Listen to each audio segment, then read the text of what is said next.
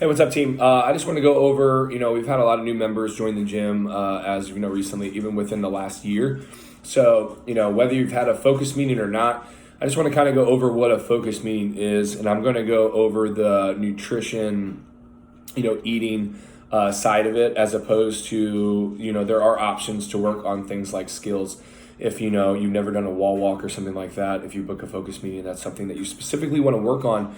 That is something that we can work on, but this video is going to be the nutrition side of it. So, there's, a handful, like plenty of people that are on a program right now. But when I say program, I mean, when you initially come in for a focus meeting and your goal is to gain muscle, lose weight, lose body fat, where it is like a measure-based thing, and we have the InBody now, we're probably going to do InBody if that is your goal. If having some sort of composition change is the goal, we want to have numbers to work off of, so that'll be the first thing that happens. And then with the food tracking side of things, we recommend MyFitnessPal, Lose It, anything that counts calories and counts macros at some point, but not necessarily right away.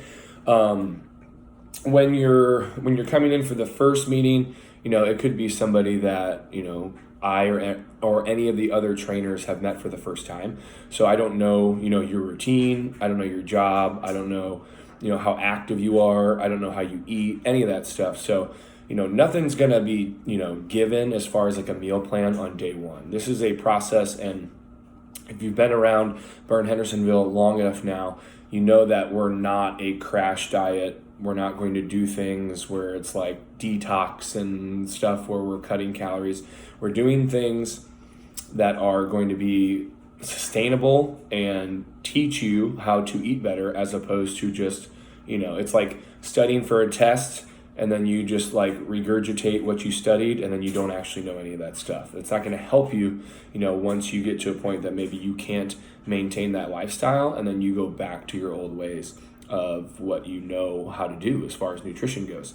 So along with that will come tracking. So I usually have, whether it's a week or 2 weeks, have people track their food if the goal is to gain muscle or lose weight. Again, that's like kind of the asterisk on this thing.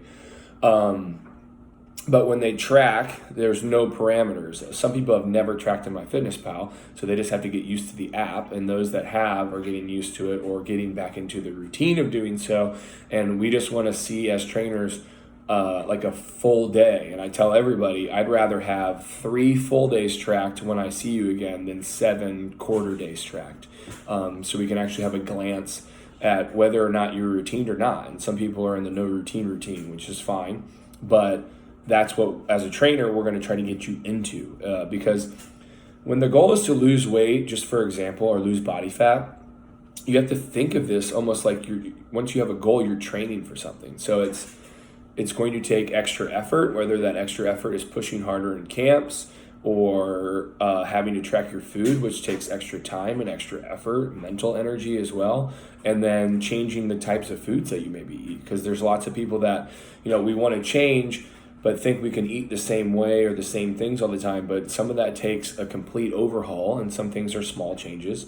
It just kind of depends on where you're at when you start that first focus meeting. So when you come back for the second meeting, whether that's a week or 2 weeks after that, we'll look over food. None of the trainers are going to look at your MyFitnessPal and be like, why are you eating that? Why are you eating that?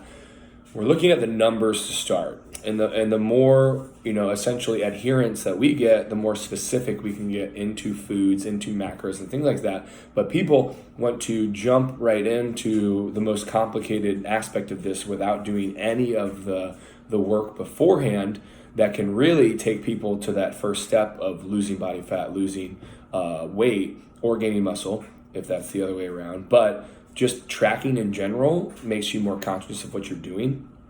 So I tend to see people that consistently do it, have success without having to get deep into macros until later on.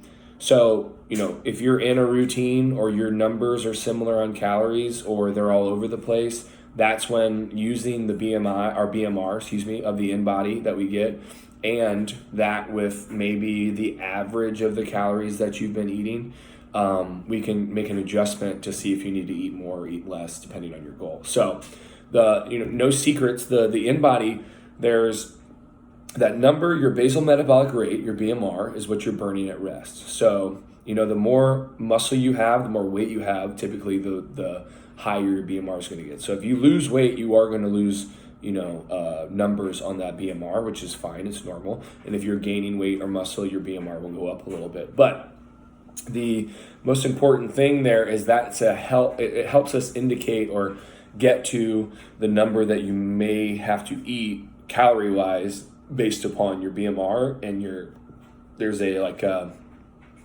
like a variable based upon your activity. So whether it's, sedentary, low activity, moderate activity, highly active, or like the kind of like very active, I think there's 5 of them.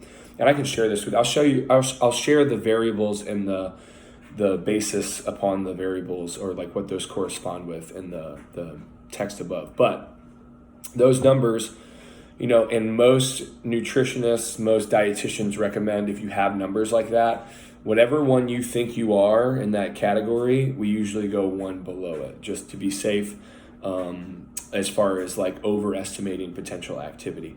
So that's what I and the rest of the trainers will do as well. So for example, the moderate activity variable, so if someone's BMR is 1500 and they're moderately active, that's the category we choose, then they're going to have a variable of 1.55. So they're going to literally multiply, math, yikes, your BMR times 1.55, and that is your maintenance calories, or your total daily energy expenditure. So the amount of everything, not your BMR, it's your BMR with your workout, the thermogenic reaction of food, anything you do for work, any activity you have with the kids, all of that stuff is your TDEE.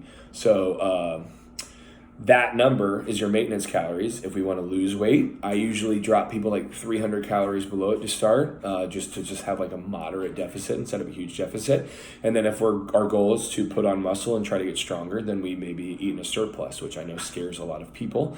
But either way you go, what I want to get through to everyone is that it has to be for an extended period of time. And this goes back to you're training for something. You're now training for your goal.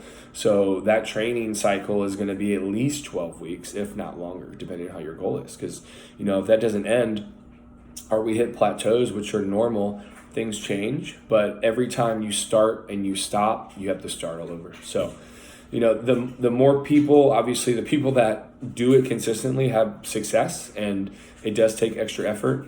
But I just want you to know the process, if you've never experienced one or had your first focus meeting, on that aspect, on that side of the nutrition stuff, is how we look about things. Obviously, this is like a skeleton of what we do. There's so many different, nuance based upon, and I don't ever pigeonhole or categorize people as, group like the same, because everyone, it's such an individualistic process in regards to, finding out how people eat, their routine, and getting to know people in that aspect as well. So literally everyone's journey is different. So know that going into it as well. I hope this helped. If videos like this help, please comment, like it, and share it to somebody that, if they don't see this and they've asked you what the heck's a focus meeting, tag them in the comments. Thanks, guys.